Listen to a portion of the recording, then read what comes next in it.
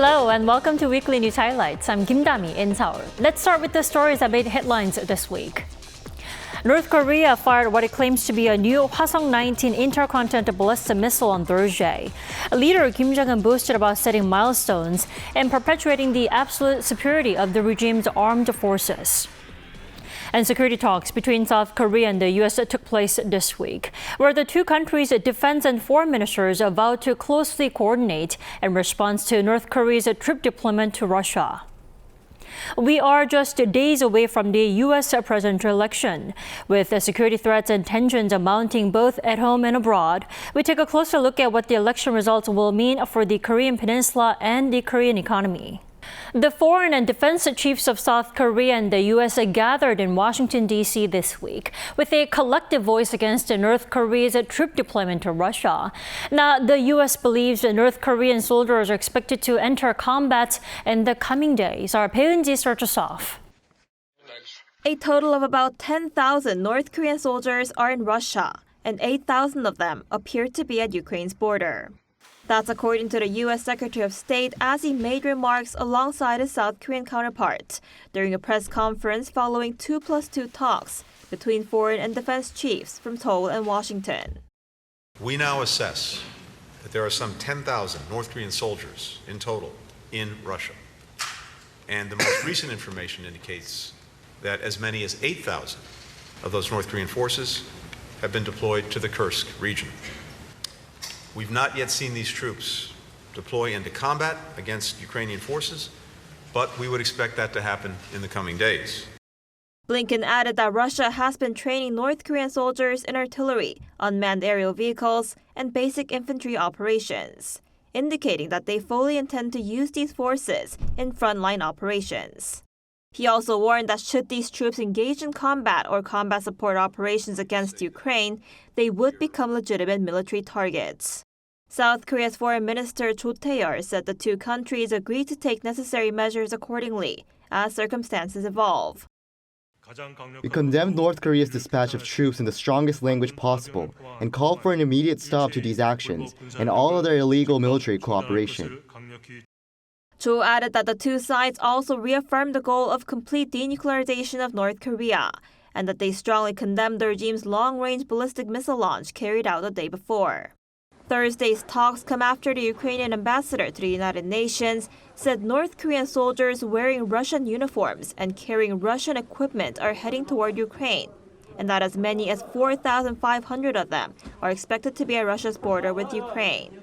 Ukrainian President Volodymyr Zelensky, who has been calling for support from allies and partners, said what the country needs most from South Korea is an air defense system. In an interview with South Korean broadcaster KBS, he said Ukraine will send the request to South Korea, asking for weapons support, once it's fully confirmed that the North Korean troops have come to fight against Ukrainian citizens. Amid rising concerns, during a UN Security Council meeting in New York on Thursday, the deputy U.S. ambassador to the UN directly confronted Russia. And I have a very respectful question for my Russian colleague. Does Russia still maintain that there are no DPRK troops in Russia? That's my only question and my final point. But the Russian representative at the meeting refused to comment, and the session was adjourned. Peunji, Arirang News. And North Korea announced on Friday that the missile it test-launched the previous day was its new Hwasong-19 ICBM and that it was successful. Leader Kim Jong-un also boasted about the regime's absolute irreversible nuclear dominance. Kim Jong-se reports. North Korean leader Kim Jong-un personally oversaw Thursday's Hwasong-19 ICBM launch, hailing it as a defining success. The regime's state-run Korean Central News Agency reported on Friday. In his statement, Kim said the missile success showcases North Korea's absolute and irreversible position in nuclear capabilities. Pyongyang described the latest missile as the final and ultimate version of its ICBMs, reportedly an upgrade from the Hwasong-18. The South Korean military indicated that Pyongyang may have used a newer type of solid fuel, which experts believe could enable quicker deployment and enhanced mobility. Seoul, Washington, and Tokyo were quick to respond. In a joint statement, South Korean Foreign Minister Cho Tae-yeol, U.S. Secretary of State Antony Blinken, and Japanese Foreign Minister Iwaya Takeshi condemned the launch, saying it poses a severe threat to regional peace.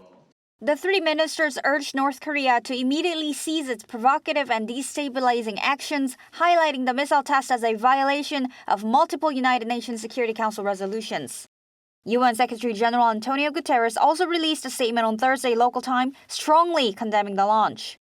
He urged for de-escalation and renewed dialogue, stressing that diplomacy is the only path to lasting peace and the complete denuclearization of the Korean peninsula. Reuters reported that the United Nations Security Council is expected to address the launch following a request by several nations, including South Korea, the US, France, and the UK. Kim Jong-sil, Arirang News. President Yoon Suk-yeol and Ukrainian President Volodymyr Zelensky agreed to tighten their coordination on countermeasures and an action strategy over the North troop deployment. Now, according to South Korea's presidential office, the two leaders held phone talks on Tuesday, where Yoon said that his country will not sit idly by as Pyongyang and Moscow's military work together. Zelensky said the two sides agreed to strengthen intelligence and expert exchanges. In fact, according to the Ukrainian leader, a special envoy to South Korea will be appointed with a mission to carry out strategic cooperation between the two countries.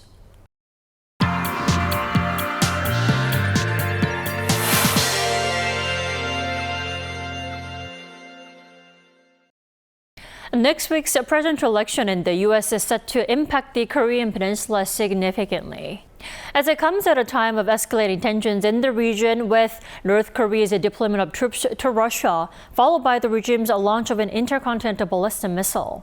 For more on this, we have our foreign affairs correspondent Bae-Eun-ji here in the studio. Welcome, Eun-ji. Thanks for having me. So the two candidates have starkly different approaches to how to handle with North Korea. Tell us more about that. That's right. Trump has been saying that getting along with North Korean leader Kim Jong-un is a good thing, while Harris aims to focus on cooperation with allies and partners to address nuclear threats from North Korea. Take a listen. Look, I had a very good relationship with President Xi, and a very good relationship with Putin, and a very good relationship with Kim Jong-un, who is a nuclear force that you won't even believe. And I will stand with our friends, because I know that our alliances keep American people safe and make America stronger and more secure. Look, world leaders think that Donald Trump is an easy mark, easy to manipulate with flattery or favor.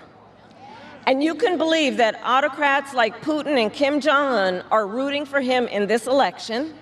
So they have notably different views on how to handle North Korea.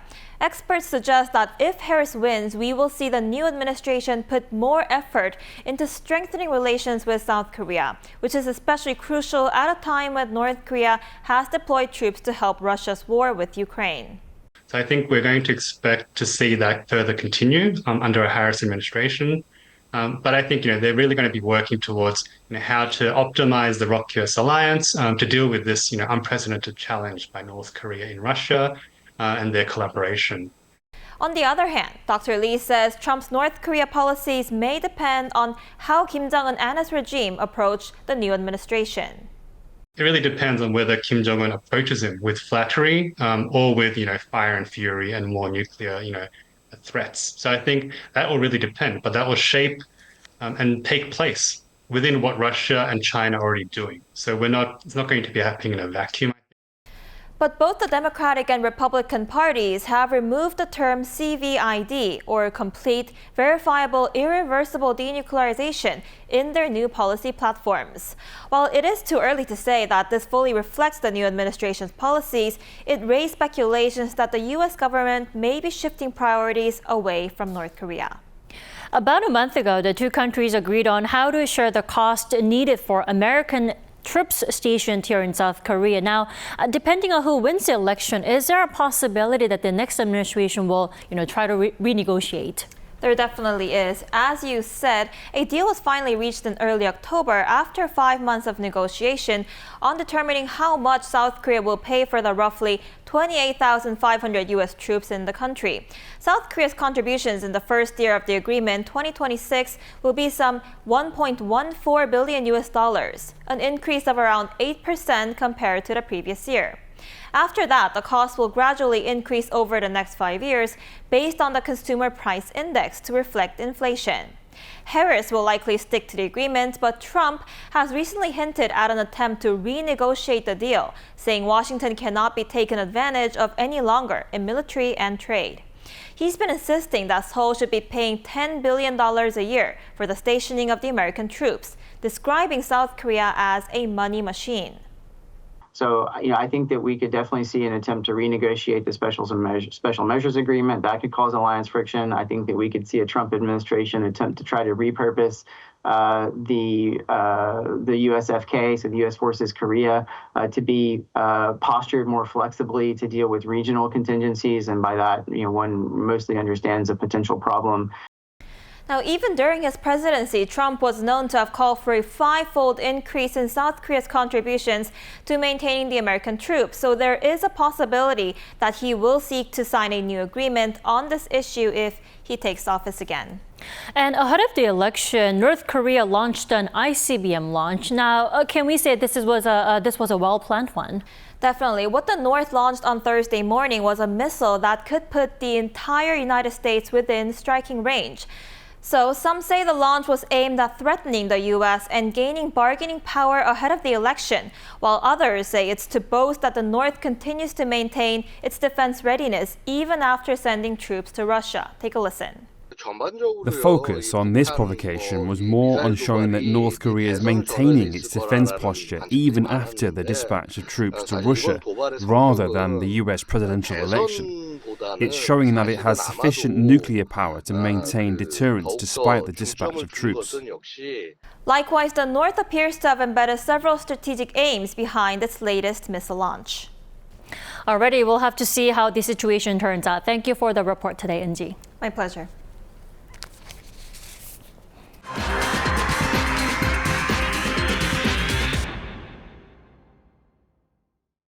And the result of the presidential race will also decide the future course of the global trade, including South Korea, which is heavily dependent on exports. Our Moon Hae-ryun has more. The two candidates, incumbent Vice President Democrat Kamala Harris and Republican Donald Trump, propose different tariff policies that have caught the attention of South Korean companies. Harris supports a targeted tariff strategy affecting specific goods and countries, while Trump planned broad tariffs on nearly all imports to replace the Inflation Reduction Act and the CHIPS Act. These laws directly influence investments from South Korean firms in U.S. facilities. The IRA has been giving tax credits to South Korean electric vehicle battery companies such as LG Energy Solution and SK On. The CHIPS Act gives companies subsidies to build plants in the U.S. Samsung Electronics is due to receive up to $6.4 billion US of subsidies to build its foundry in Texas, while SK Hynix is due to receive up to $450 million in subsidies to build its packaging facility in Indiana. If a future Trump administration reduces or removes subsidies, these changes will diminish the strategic appeal of South Korean companies' investment in the U.S. and also hit them financially. Experts say that this, however, is an unlikely scenario. In order to remove the subsidies, President Trump will have to remove the laws, and that will require approval from Congress. So not only will Trump have to become the president, but the House of Representatives and the Senate both have to be in Republican hands. Both candidates plan to impose high tariffs on Chinese imports, intensifying U.S.-China trade tensions that affect South Korean companies. Trump proposes a 60% tariff on all Chinese goods with even higher rates on vehicles, while the Biden-Harris administration has targeted tariffs on Chinese EVs, solar cells, and restrictions on U.S. investments in advanced tech in China. South Korean firms like Samsung Electronics and SK Hynix, essential to global tech supply chains, rely heavily on exports to both the U.S. and China. The majority of our semiconductors are used in smartphones and computers, with China responsible for 60 to 70% of exports, so this is likely to take a hit. Tariffs are also likely to affect consumer prices in the US as manufacturing costs increase and the costs of products with limited domestic alternatives rise. This could have a global impact if interest rates are increased to tackle inflation, as central banks around the world, including the Bank of Korea, look to the Federal Reserve's monetary policies. 문혜련, Arirang News. Blackpink's Rosie and Bruno Mars collaboration APT is on a roll, getting love and attention all around the world. On Monday, the song debuted at number 8 on Billboard's Hot 100, the main single chart. And that makes Rosie the highest listed female K-pop artist ever on Billboard. Now, Blackpink, the group she's in, hit 13th place on Hot 100 chart in 2020 with their song Ice Cream, a song released with Selena Gomez. Now, that's not it. APT entered the UK's official singles chart top 100 in the 4th position. Rosie was thrilled to see such milestones, saying her dream had come true. Now, a lot more to look forward to with her first full-length solo album titled Rosie, set to be released on December 6th. The album will feature 12 tracks, which includes the song APT. This Tuesday, October 29th, marked a grim anniversary here in Korea. 2 years ago, more than 150 lives were lost in a crowd crush during Halloween celebrations in Seoul's Itaewon district. Now, in memory of the victims, a solemn ceremony was held at the parliament. Our correspondent Shin-Young reports. It's been 2 years since the unimaginable tragedy in Itaewon, where a crowd crush resulted in the loss of 159 lives. To remember those who perished, lawmakers gathered at the National Assembly on Tuesday, along with about 120 family members of the victims of the disaster. This is the first time the Assembly has officially hosted a memorial ceremony for a humanitarian disaster. Protecting victims' rights, uncovering the truth, and preventing tragedies are essential steps toward creating a better future. The National Assembly is committed to leading this effort. Along with the photos of the victims, the walls of the venue displayed a message that said, "We still have names to remember. We will not forget the 159 who tragically lost their young lives." Other memorial ceremonies took place across the nation, including in front of Itaewon Station, to offer prayers for the victims and condolences to their families and survivors. Meanwhile, during a cabinet meeting the same day, President Yoon Suk-yeol emphasized the importance of reviewing crowd safety measures.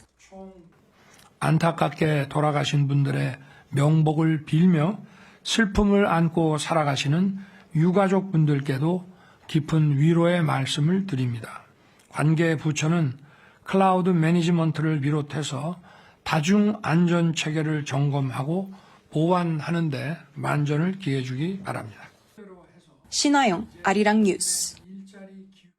Japan's ruling Liberal Democratic Party lost its majority in parliament for the first time in 15 years, in what appears to be a reflection of public anger over economic worries and political scandals. The snap election in Japan could have a profound impact on Prime Minister Shigeru Ishiba's ruling coalition. Our Park Kwon tells us more. In a key parliament election held Sunday, Japanese Prime Minister Shigeru Ishiba's ruling coalition lost the majority of seats it previously had. That's the first time in 15 years the Liberal Democratic Party and its junior coalition partner party, Komeito, have lost the majority after briefly losing power in 2009. The coalition earned just 215 seats out of 465 in Japan's lower house, 18 short of the 233 seats needed for a majority. Its extensive financial scandal in late 2023 and increasing living costs are major factors behind falling public support. While especially attacking the ruling party with the money scandal, the main opposition Constitutional Democratic Party of Japan gained a significant number of seats, going from 98 to 148. The leader of the main opposition party, Yoshihiko Noda, said the loss by the LDP Komeito coalition was a huge achievement, saying the country is on the eve of a change of government. Concerns of political uncertainties are rising after Ishiba gambled on calling a snap election to bolster his position as soon as being freshly minted as prime minister this month. Based on what I see now, it's quite a tough situation. I'm in the party where I cannot ignore those who don't agree with what I say. In trying to manage these dynamics, I feel I've lost my sense of self. Pundits say the administration may struggle to form a government, and also say that Ishiba's position is in jeopardy unless he brings the cabinet popularity back up in time for the House of Councillors election held in July next year. In order to remain in power, the LDP could try to bring other parties to its coalition, or simply try to rule through a minority government and focus on domestic issues. Pundits also predict that due to the election outcome, the ruling party will not be able to make bold decisions easily related to improving relationships with South Korea. 박건우, Arirang News. The work of author Han Gang, who won the Nobel Prize for Literature this year, can be recognized globally thanks to translators who put the pieces in different languages.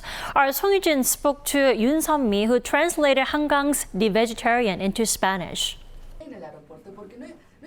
When Professor Yoon Sun-mi heard about Han Gang's Nobel Prize win, one thought stood out. It's sparking strong curiosity among international publishers of Korean literature. This could lead to a greater demand for translators. Professor Yoon, who grew up in Argentina, is one of Korea's first literary translators and has nearly 30 years of experience. In 2012, she introduced Han Gang's The Vegetarian to Spanish-speaking readers, marking the book's first Western language translation. For her, translation is more than just switching words to another language. You're conveying hidden meanings, intentions, and symbolic nuances. You have to understand the author's purpose, the character's psychology, and how readers will interpret it. It's like conducting an orchestra, balancing all these elements for a translation that's faithful. Since 2010, Professor Yoon has been nurturing future translators as an instructor at the Literature Translation Institute of Korea's Translation Academy. South Korea is unique in having a government-backed institution for training literary translators. A recent amendment to the Literature Promotion Act even proposes graduate programs in literary translation, showing a growing recognition of the need for experts to introduce Korean literature worldwide. With courses in 7 languages, the Academy enrolls around 150 students, 90% of whom are international, and covers more than just books. Students also translate webtoons and films. Since we are having to be in contact with Korean literature, we get to meet some writers, and we have an amazing library here. We can read a lot of books. I think I like to translate novels in a way that that brings them closer to the Spanish readers. Despite these opportunities, translating is still a challenging path. Translation grants haven't increased since I started 30 years ago, so it's tough to make this a full-time career. I tell my students to consider translation as a side job. Breaking in is also hard. The Daesan Foundation is the only place new translators can apply for work, as most publishers prefer established names. Thus, it's time to come up with some solutions. We need more platforms where translators and publishers, both local and international, can connect. Creating opportunities for new translators through these platforms, or requiring the use of rookie translators for projects, even small ones, would give them practical experience to build a full-time career. A powerful translation gives literature a new dimension. With efforts like these, Korean literature could reach readers far and wide. Song Yujin, Arirang News. We are now into the month of November, which means it's the peak of fall foliage here in the country. Our Park Gun-woo takes us to some of the most scenic sights of autumn hues around this time of the year. Autumn's vibrant colors invite you to the breathtaking scenery. At this time of year, people usually visit mountains and parks to see fall foliage turning red, yellow, and more.